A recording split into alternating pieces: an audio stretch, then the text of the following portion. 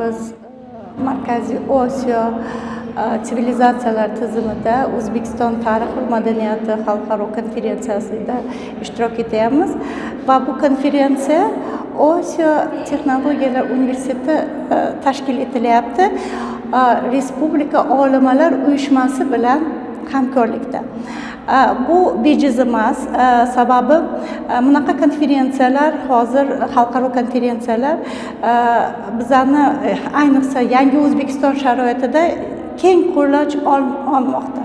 Va shuni narsani ta'kidlash kerakki, ko'pincha bunaqa konferensiyani ilmiy tekshirish institutlari yoki bo'lmasa davlat universitetlari tashkil qiladigan bo'lsa, hozirgi kunda xususiy oliy o'quv yurtlaridagi alohida mana shu ilmiy amaliy konferensiyalar xalqaro miqyosida o'tkazishga ham ahamiyat berilyapti.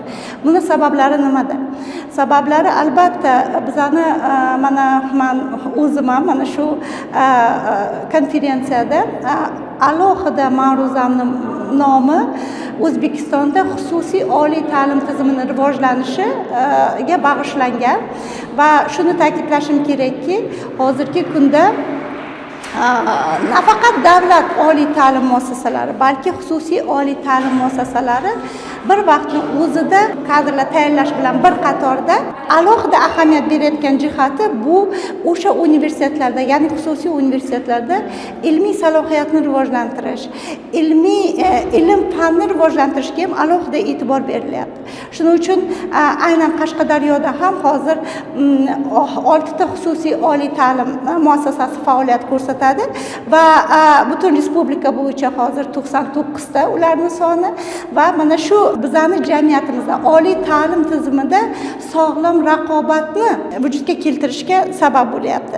Va albatta alohida e'tibor qaratiladigan jihat bu xususiy ta'limda ham o'sha davlat oliy ta'lim muassasalarida qo'yilgan asosiy talablar, ya'ni universitet maqomiga munosib talablar, ya'ni bu nafaqat kadrlar tayyorlash markazi, balki bular endi ilm fan rivojlanayotgan markazlarga aylantirish masalasi ko'ndalang turibdi. Shu nuqtai nazardan ham bugun mana bu oliy o'quv yurtida nafaqat turli sohalarda, balki tarix sohasida ham oliy o'quv yurt mutaxassis tayyorlayotgan oliy o'quv yurti hisoblanadi va mana shu konferensiya bo'lajak tarixchilar uchun ham juda ham katta ahamiyatga ega. Chunki nafaqat respublikaning yetakchi olimlari, balki Markaziy Osiyoning yetakchi olimlari bilan bir qatorda Turkiya, Qozog'iston, Tojikiston va boshqa Markaziy Osiyo olimlari mana shu konferensiyaga ishtirok etib, bizani yagona tariximizda, ya'ni Markaziy Osiyo tarixi bo'yicha yirik o'zlarini hozirgi kunda eng dolzarb bo'lgan masalalarni va sohada bo'lgan yangiliklarni talabalarga ham va hamkasblarga ham yetkazishga harakat qilishyapti. Chet elda dastlab mana shu universitetlar shakllanishda bu davlat sifatida emas, aynan u yoki bu metsenat, ya'ni sponsorlar yordamida yirik mulkdorlar hisobida tashkil etilgan edi. Va shu nuqtai nazardan u yerda xususiy oliy o'quv yurtlar juda ham katta boy tarixga ega. Bizani xususiy oliy o'quv yurtlar 18-yildan, ya'ni O'zbekistonni yangi O'zbekistonni mahsuli. Juda kam vaqt bu jarayonga mana ularni oyoqqa turishi endi boshlanyapti. Lekin boshidan mana prezidentimiz bir nechta farmonlar chiqyapti va mana kuni kecha ham mana yaqinda prezidentimizning 10-aprelda 58-farmonlari chiqdi. O'sha yerda ham ayniqsa xususiy oliy ta'limga alohida e'tibor ham berilyapti.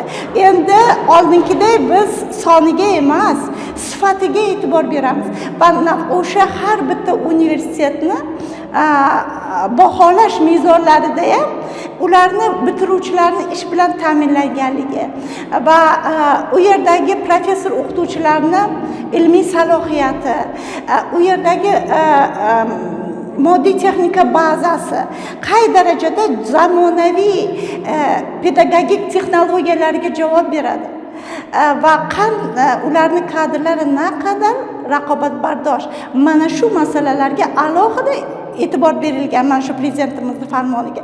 Men shuning uchun o'ylaymanki, biz xususiy ta'lim, oliy ta'limi endi qadamlarini boshladi va qadam qo'ya boshladi va sog'lom raqobatga kirib kelyapti. Bundan keyin men o'ylaymanki, bu yanada rivojlanib va haqiqiy universitet, xuddi chet eldagi, xorijiy mamlakatlardagi oliy o'quv yurtlari kabi haqiqiy universitet, ya'ni nima ham kadrlar tayyorlash, ham ilm fan markazi sifatida mujassam bo'ladi.